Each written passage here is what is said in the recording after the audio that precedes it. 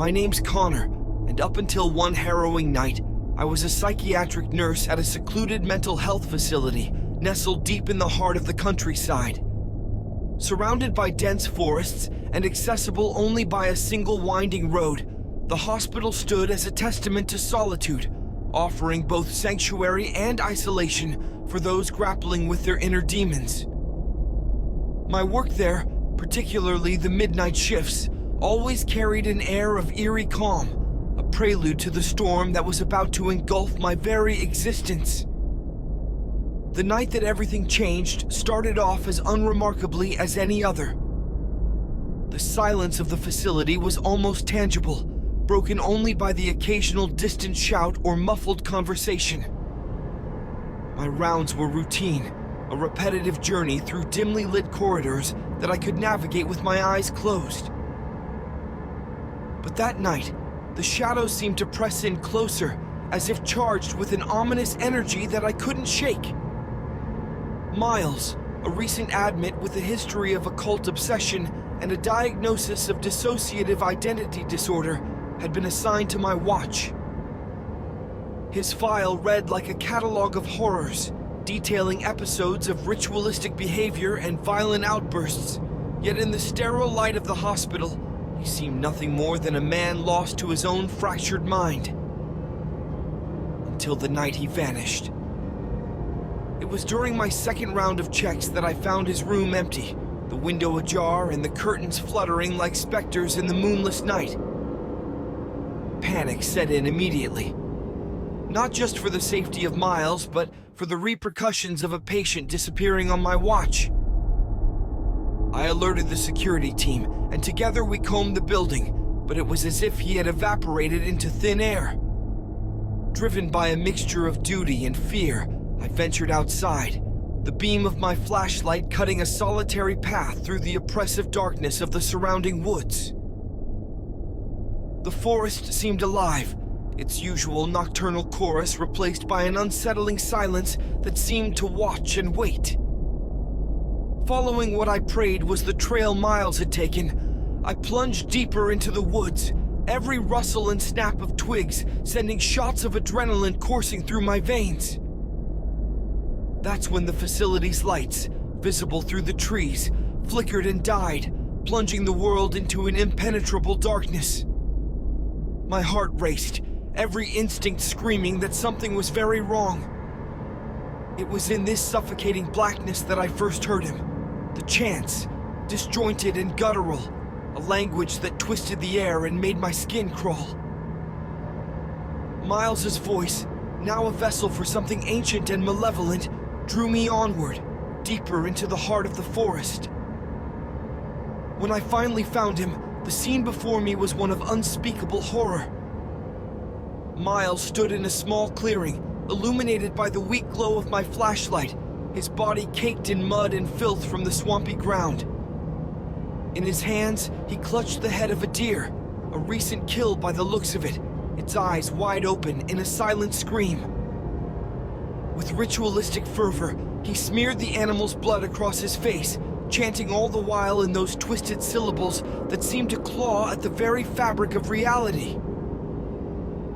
The sight paralyzed me with a primal fear, a terror so profound that it threatened to swallow me whole. But then, Miles's eyes locked onto mine, and the madness within them ignited a chase that would haunt me for the rest of my days.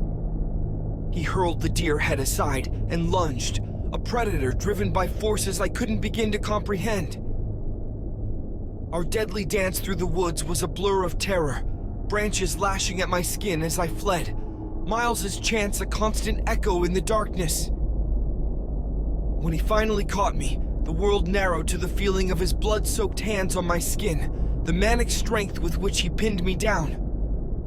I fought with a desperation born of sheer survival instinct, managing to break free and stumble back towards the safety of the hospital, my scrubs a testament to the nightmare I'd just endured. Returning to the hospital, covered in blood and mud, I knew my time there was over. I resigned that very night, leaving behind a career I dedicated my life to, because some truths are too horrifying to live with. The forest, Miles, the rituals. He claimed he'd been abducted and taken to the Bohemian Grove, subjected to ceremonies that broke him. Whether there was any truth to his ramblings, I'll never know. What I do know is that the darkness within the human mind is far more terrifying than any ghost story or haunted house. That night in the woods, running for my life from a man consumed by madness, taught me that some doors, once opened, can never be closed again. All right, let's dive deeper into the one night at the rural hospital. The one gig I'll never forget as long as I live. To kick things up a notch, on top of everything else, I was assigned to keep a close eye on this one patient. We will call him Mr. Thompson. Now, Mr. Thompson was no ordinary patient. He had been in a coma for 3 weeks previous of me starting at the hospital, but that wasn't the half of it. He was also known for his multiple personality disorder, which made him pretty unpredictable, even in his comatose state. Nurses whispered stories warning me about him, saying how his personalities would surface, each with its own voice, even though he never opened his eyes. Creepy stuff, right? I had never had a patient like this before, but coma patients are pretty easy. They don't move around much, just need to keep eyes on vitals and make sure to be there if they ever woke up. I work the midnight shifts, and this night was dragging on. The hospital was dead silent, except for the occasional beep of a monitor or the distant sound of footsteps that seemed to come from nowhere. I kept checking on Mr. Thompson, making sure he was still out cold.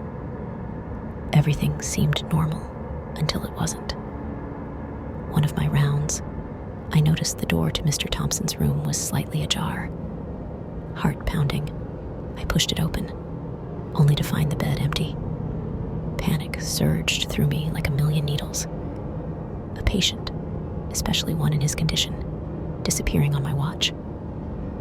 I was frantic, thinking of the repercussions, both for him and my job. I couldn't believe my luck. I searched the nearby rooms and hallways, calling out softly, foolishly hoping he'd just wandered off and I'd find him. That's when the eerie stuff started happening. The lights began their flickering dance again, but this time, it felt like they were leading me somewhere, deeper into the hospital. I followed, part curiosity, part duty, until I found myself in the old, abandoned, unused wing of the hospital. The air felt colder here, heavier. I could hear whispers, but not the kind from a living throat. These were different, echoing off the walls, forming words I couldn't quite catch. My skin crawled, but I pressed on, desperate to find Mr. Thompson. I began to hear what sounded like a conversation between a woman and a young boy. It got more intense and would completely stop. Then silence. Nothing. This is really when I started to freak out. Here, I am a new nurse who lost their patient. And in a part of the hospital we didn't even use anymore. I heard a groan, almost a growl from something behind me. A shadow darted across the end of the hallway, just at the edge of my vision. I convinced myself it was Mr. Thompson, that maybe his condition had him confused and wandering. But deep down, I knew it wasn't that simple. I followed, my footsteps echoing in the empty space, until I reached the room where the shadow had disappeared. As I got closer, I heard a boy's voice saying something about Mr. Bubbles. Now, wondering what a child had been doing in this wing at 3 a.m, I got to the door. The door creaked as I pushed it open, revealing a scene that'll haunt me forever. There, in the middle of the room, was Mr. Thompson, in a crab walking position on the floor. But the way his head moved, the look in his eyes, it was like he was someone else entirely. His eyes black as night, smiling in the most uncomfortable way. He spoke, but it wasn't his voice. It was in the little boy's voice, menacing, filled with anger and pain. He asked if I had seen Mr. Bubbles, then quickly switching to a female's voice, spoke of being trapped, of wanting to escape, of making everyone pay. I was frozen, my heart hammering in my chest, as he slowly turned towards me, his eyes gleaming with a madness I'd never seen. He turned his head and started crawling towards me, legs first. And then the lights went out, plunging us into darkness. I heard footsteps, but they were moving away, leaving me in the pitch black. When the lights flickered back on, Mr. Thompson was standing 12 inches from my face with the creepiest grin ever. I grabbed the handle and ran as fast as I could in my nursing shoes. I ran back to the nurse's desk and I reported Mr. Thompson missing. But when the staff searched, they found him back in his bed, as if he'd never left. No one believed my story, chalked it up to stress and a lack of sleep. But I know what I saw, what I experienced. I had them pull up and review the cameras. Then they believed. I left the traveling nurse gig behind, too shaken by what happened.